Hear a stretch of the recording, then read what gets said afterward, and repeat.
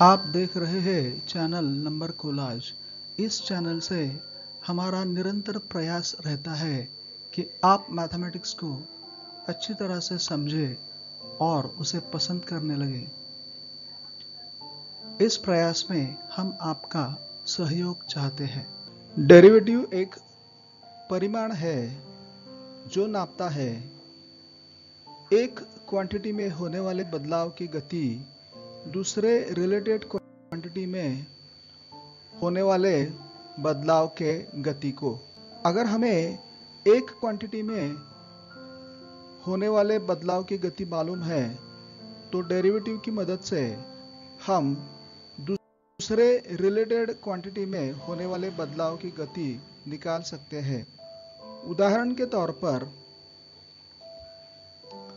Volume of A sphere यानी गोल होता है v इक्वल्स 4/3 पाई r क्यूब। यहाँ पर v एक क्वांटिटी है और रेडियस r ये दूसरी क्वांटिटी है। वॉल्यूम में होने वाला बदलाव रेडियस में होने वाले बदलाव पर निर्भर होता है, यानी v ये r का फंक्शन है जो हम v equals f of r ऐसा लिखेंगे। अगर एक गोल गुब्बारे का वॉल्यूम एक गति से बदल रहा है तो डेरिवेटिव की मदद से हम उसके रेडियस में होने वाले बदलाव की गति को जान सकते हैं। असल में डेरिवेटिव ये एक स्पेशल टाइप ऑफ लिमिट होता है। मान लीजिए हमारे पास y इक्वल्स fx ये फंक्शन है जो x इक्वल्स a इस रियल नंबर पे डिफाइंड है। तो limit f of a plus h minus fa upon h as h approaches 0 इस लिमिट को फंक्शन fx का x इक्वल्स a इस वैल्यू पे डेरिवेटिव बोलते हैं और वो f डैश a इस निशान से दर्शाया जाता है। इसलिए f dash a equals limit f of a plus h minus fa upon h as h approaches 0। यहाँ पर जैसे ही h 0 के बहुत ही नजदीक जाता है वैसे ये जो डिफरेंस है f of a plus h minus fa ये बहुत ही छोटा यानी इनफाइनेटेसिमली स्मॉल बनते जाता है।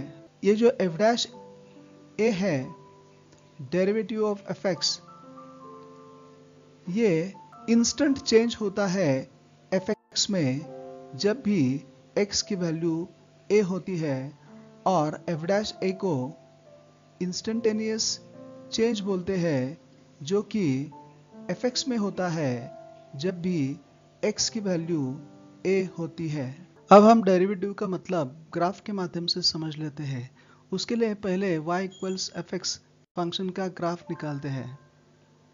x axis, y axis, origin, graph of y equals fx। अब इस ग्राफ पे हम एक पॉइंट P लेते हैं a, fa, x coordinate a, y coordinate fa।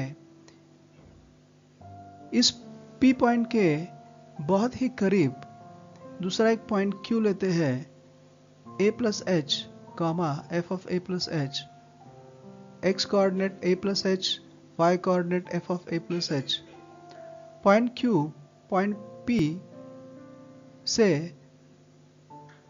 Horizontal distance h पे है और ये h बहुत ही छोटा यानी इनफाइनेटेसिमली स्मॉल है। अब हम कॉर्ड PQ निकालते हैं। इस कॉर्ड PQ का स्लोप होगा y2 minus y1 divided by x2 minus x1। y2 minus y1 होगा f of a plus h minus fa और x2 माइनस x1 होगा a plus h minus a। f of a plus h fa, a plus h a minus a 0 होगा, तो ये slope होगा f of a plus h minus F A divided by h। अब जैसे ही point Q point P की तरफ बढ़ेगा तो वो इंटरमीडिएट पोजीशंस लेगा Q1, Q2, Q3 एटसेट्रा, और ये जो सीकेंड है PQ वो भी इंटरमीडिएट पोजीशंस लेगी PQ1, PQ2, PQ3 एटसेट्रा, और फाइनली जब पॉइंट P Q के इतने करीब पहुंचेगा कि ये सीकेंड PQ tangent at point P में तब्दील हो जाएगी। अभी हमने देखा किस तरह से जैसे ही horizontal distance h between P and Q कम होते जाता है तो secant PQ tangent at point P to the curve में तब्दील हो जाती है। तो इस टेंजेंट का स्लोप निकालने के लिए हम स्लोप ऑफ सीकेंड का इस्तेमाल करेंगे। स्लोप ऑफ सीकेंड PQ है f of a plus h minus F A upon h। तो स्लोप ऑफ टेंजेंट निकालने के लिए हमें लिमिट लेना होगा, इसलिए slope m of tangent at x equals a होगा m equals limit of f of a plus h minus F A upon h as h approaches 0। लेकिन ये लिमिट तो डेरिवेटिव है fx का x इक्वल्स a पे, जिसे हम f dash a बोलते हैं। तो f डैश a होगा limit f of a plus h minus F A upon h as h approaches 0। इसका मतलब डेरिवेटिव यानी slope of the tangent at x equals a होता है, इसलिए slope m equals f dash a। So in general हम लिख सकते हैं किसी भी फंक्शन fx के लिए f dash x equals limit f of x plus h minus F X divided by h as h approaches 0। इसे फर्स्ट प्रिंसिपल ऑफ डेरिवेटिव बोलते हैं। अब फर्स्ट प्रिंसिपल ऑफ डेरिवेटिव्स का इस्तेमाल करके हम कुछ फंक्शंस के डेरिवेटिव्स निकालते हैं। Find the derivative of fx equals 5x. By the first principle of derivative, we have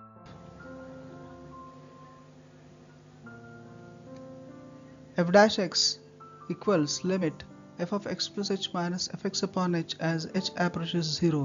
f of x plus h निकालते हैं, इसलिए x को हम x plus h से रिप्लेस करेंगे, तो ये होगा 5 टाइम्स x plus h जो कि होगा 5x प्लस 5h। fx है 5x, तो f डैश x होगा कीमतें डालने के बाद f of x plus h होगा 5x plus 5h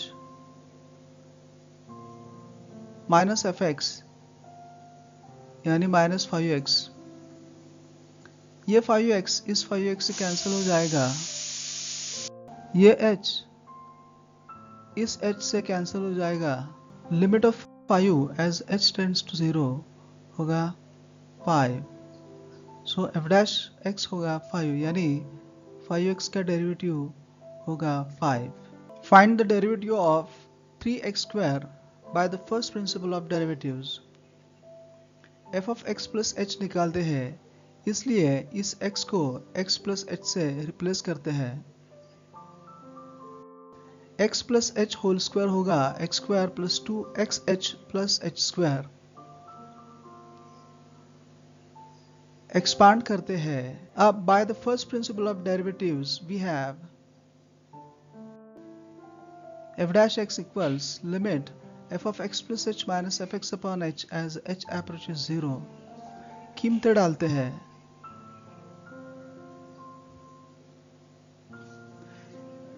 three x square minus 3x square होगा 0।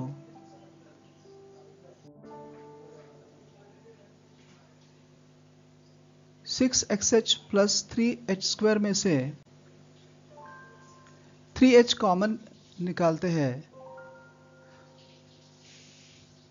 उसके बाद as h approaches 0 h is not equal to 0, इसलिए ये h इस h से कैंसिल हो जाएगा। तो इस फंक्शन का लिमिट निकालने के लिए हम h की जगह 0 रखेंगे और हमारा डेरिवेटिव आ जाएगा 6x, यानी 3x² का डेरिवेटिव है 6x।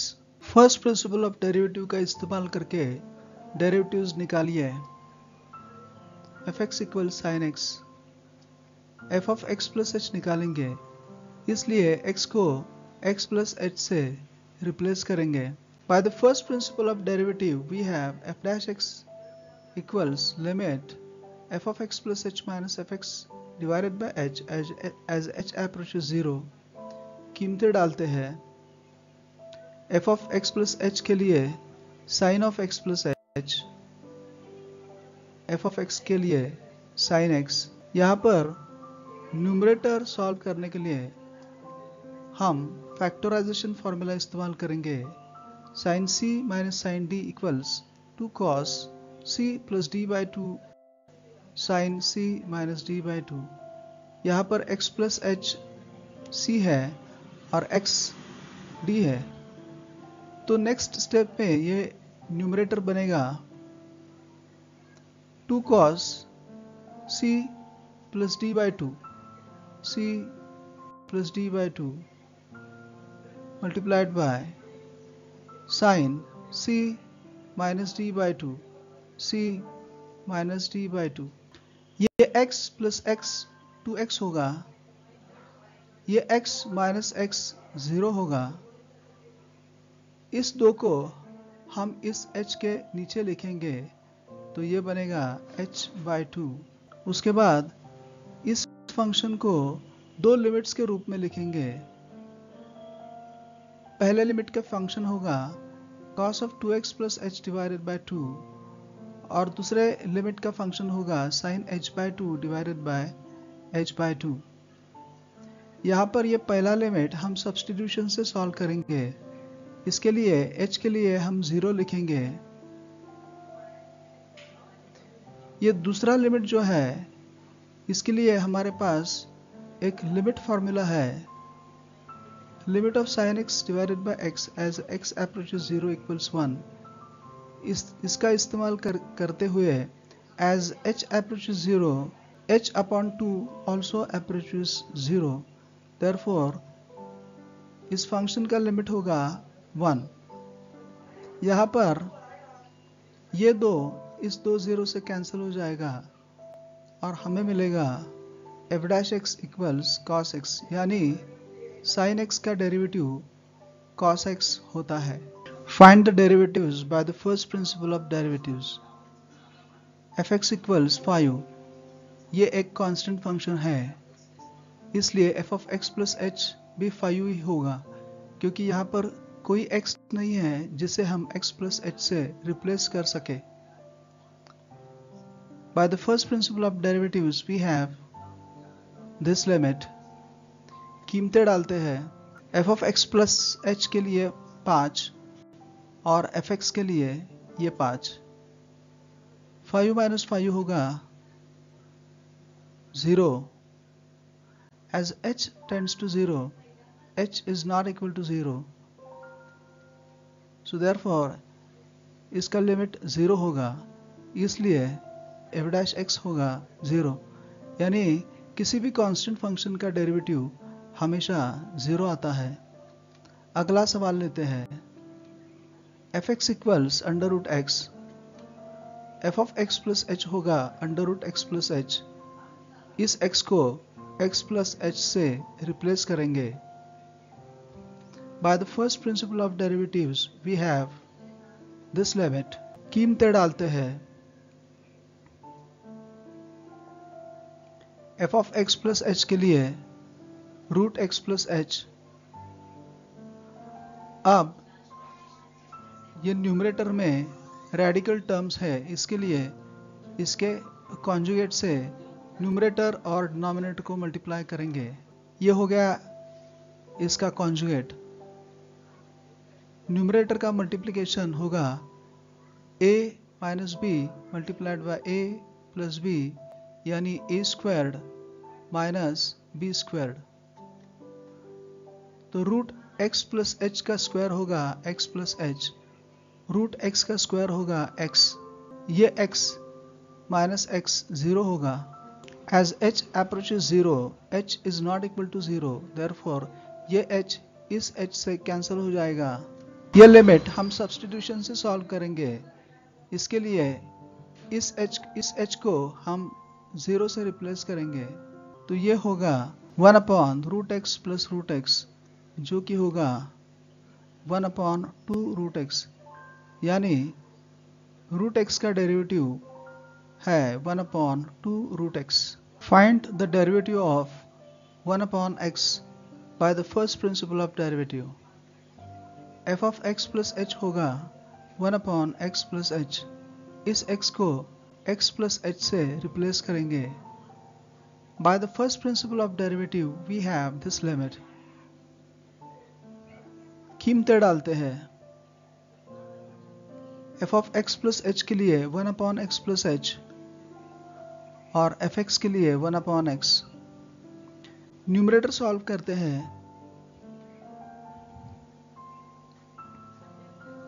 1 इंटू x होगा x, minus 1 multiplied by x plus h होगा minus x plus h divided by x multiplied by x plus h। x minus x 0 होगा और h multiplied by x times x plus h होगा xh multiplied by x plus h। As h tends to 0, h is not equal to 0, इसलिए ये h इस h से cancel हो जाएगा। अब ये लिमिट हम सब्स्टिट्यूशन से सॉल्व करेंगे। इसके लिए h की जगह हम 0 रखेंगे, तो ये हो जाएगा माइनस 1 अपॉन एक्स स्क्वायर। ये 1 अपॉन एक्स का डेरिवेटिव है। तो इस वीडियो में हमने डेरिवेटिव का असली मतलब एनालिटिकली और ग्राफिकली समझा। हमने समझा किस तरह से डेरिवेटिव का मतलब slope of the tangent to the curve at a point होता है। आखिर में हमने समझा फर्स्ट प्रिंसिपल ऑफ डेरिवेटिव को, जिसकी मदद से हमने कुछ फंक्शंस के डेरिवेटिव्स भी निकाले। अगले वीडियो में हम जानेंगे डेरिवेटिव के संबंध में और बातें। हमें आशा है ये वीडियो आपको पसंद आया। अगर है तो इस वीडियो को लाइक कीजिए, शेयर कीजिए, हमारे चैनल को सब्सक्राइब कीजिए। Thanks for watching. आपका दिन शुभ रहे।